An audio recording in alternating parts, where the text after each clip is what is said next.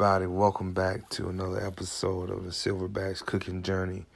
And today we're making steak and bacon bombs. So yeah, you heard it, steak and bacon bombs. I have some top round steak here, cut very thinly.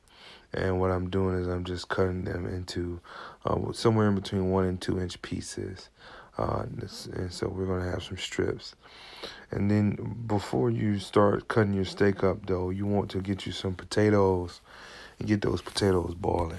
You want to get those potatoes boiling like so. You want to cut it up in cubes like so, because we're going to stuff these steak and bacon bombs with some cheesy loaded mashed potatoes.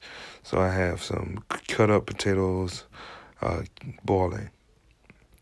As you see, I've cut all those steaks into 2 inch pieces. Then I'm going to go in half, directly in half, because I don't want too much meat on my bomb. I have some sharp cheddar cheese right here. As you can see, I am cutting it up. And yes, I did wash my cutting board in between. So make sure you do that, okay? Cutting my cheese up into little cubes, or you can just start with the cube cheese from the beginning, but I didn't have any of that cubed cheese. You know, that the cheese that comes in the cubes comes right in the bag, is already in cubes if you want. I wanted to get it a little smaller, however, than that. And so I'm cutting up some cheese to go inside of our mashed potatoes, because like I said, it's going to be loaded mashed potatoes.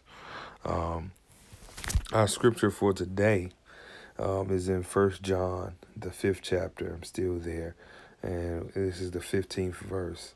And if we know for a fact, as indeed we do, that he hears and listens to us in whatever we ask, we also know with settled and absolute knowledge that we have granted to us the request which we have asked from him.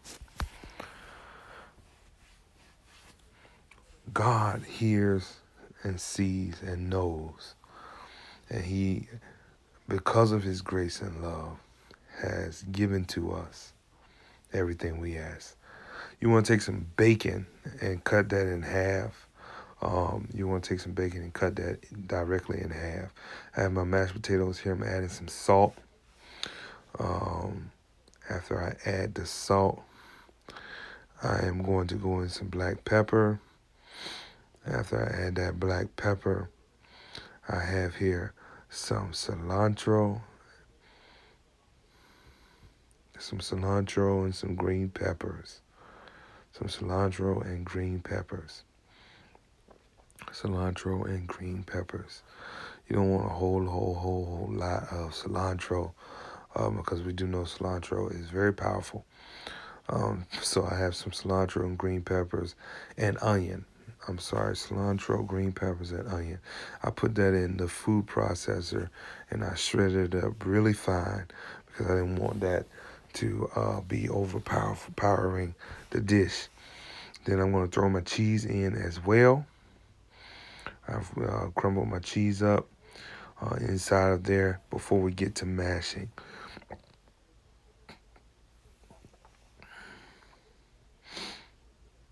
God will give us anything that we ask, as long as we stay in his will, as long as we stay pressed towards him and stay out of sin. Then you want to go with some cream cheese. You want to throw some cream cheese in those mashed potatoes. It's going to make them really creamy, really cheesy. After you throw in your cream cheese, you want to go ahead and begin to add this next ingredient, or unless you're still putting the cream cheese in. You want to go ahead and put that cream cheese in.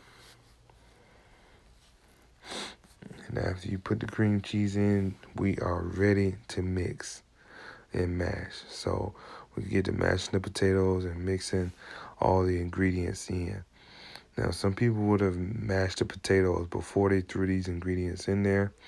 You can do it however you choose, um, but make sure that you get it all mixed in good. You want to mix it in really well. After you get those mashed potatoes good and mashed and mixed, we're ready to begin putting these together. So I'm going to put about a teaspoonful of mashed potatoes on my steak. And then I'm going to roll the steak up here. And after I roll the steak, I want to wrap that steak with a slice of bacon. And after I wrap the steak with a slice of bacon, of course, I'm going to stick it through with a toothpick. So, of course, you want to continue to wrap them up until you're done with either mashed potatoes or steak. You want to, if you're going to cook your steak well done, make sure that you wrap your steak in a way that the mashed potatoes will not seep out. I would suggest that you wrap the steak so that you cannot see the mashed potatoes on the inside. Put the bacon around the steak so that you cannot see the mashed potatoes. Once you get done wrapping all of these, you're going to want to turn your oven on a low broil, and you want to bake them for 5 minutes, 10 minutes, or 15 minutes, depending, of course, as you and turning as you go. If you are a person that like your steak medium rare, I would go somewhere between 5 to 10 minutes. Of course, if you like the medium well, somewhere between 10 and 15. And if you like them completely well done, you want to definitely be on the 15 to 20-minute mark for your steak. Make sure that your bacon is done as well.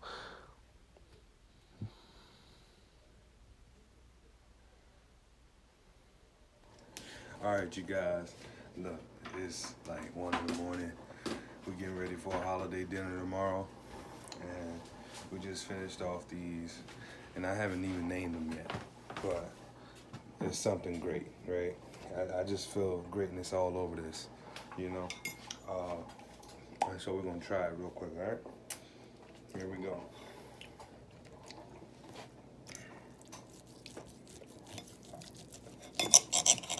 Now, I'm going to let you know off gate.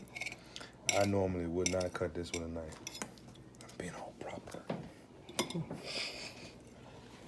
right. Some of the potato cooked out.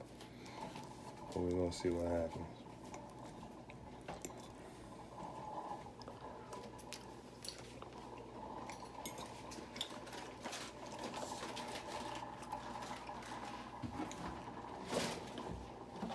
Oh, yeah.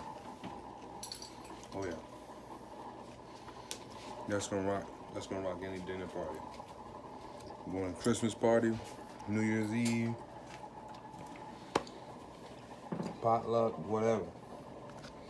Make sure you take those.